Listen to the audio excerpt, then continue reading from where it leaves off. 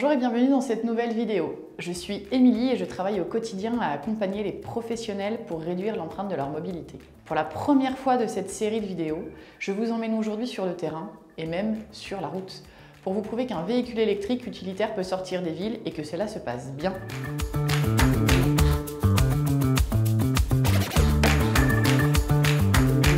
On va rejoindre Bruno, dont la mission est de convoyer un utilitaire électrique depuis Lyon jusqu'à Clermont-Ferrand. Près de 170 km d'autoroute, de fortes pentes, une vitesse potentiellement élevée par rapport aux capacités du véhicule électrique. Tous les ingrédients sont au rendez-vous pour que ce soit un sacerdoce. Pas si sûr. En voiture. C'est parti avec ce Ford e-Transit de Lyon à Clermont-Ferrand. Un trajet assez long, peu courant avec un véhicule utilitaire électrique. 300 km d'autonomie annoncée en WLTP. Capacité de chargement identique à un utilitaire thermique. On va donc mesurer et vous rendre compte à la fin de ce trajet, de ses avantages et de ses inconvénients. Allez, c'est parti, suivez-nous.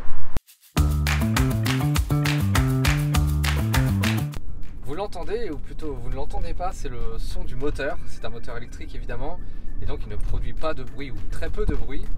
Et c'est là le premier avantage du véhicule électrique finalement, c'est que on roule, on circule dans un confort et un silence très appréciable, déstressant, et donc on a une conduite plus douce, plus zen, et donc on consomme moins aussi dans ces conditions-là. Voilà, donc c'est donc le premier avantage du véhicule électrique.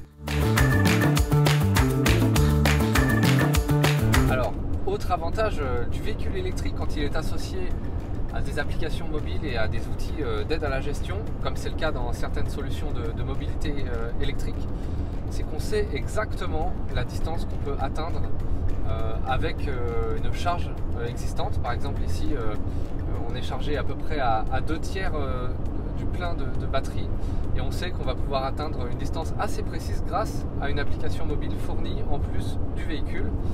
Et donc ça rassure aussi, puisqu'on sait par conséquence les bornes auxquelles on va pouvoir aller se charger, donc ils sont dans la zone qu'on va pouvoir atteindre.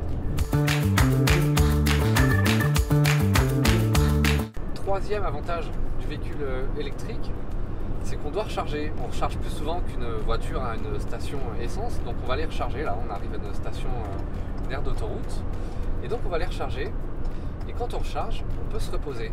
Et quand on se repose, on est plus en forme et plus concentré pour conduire.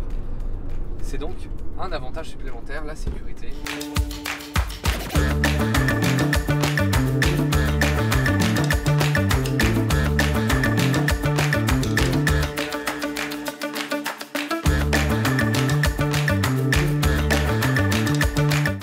Vous venez de le voir, l'électrique sur des distances intermédiaires, c'est tout à fait possible. Un peu d'organisation, une conduite adaptée, des pauses, on gagne à rouler au rythme de l'électrique. Et si cela fonctionne pour le convoyage d'un véhicule sur 170 km, alors pour une tournée quotidienne de 80 km, ça fonctionne aussi. On en parle? Merci d'avoir regardé cette vidéo, abonnez-vous pour retrouver de nouveaux contenus très régulièrement, et à très vite!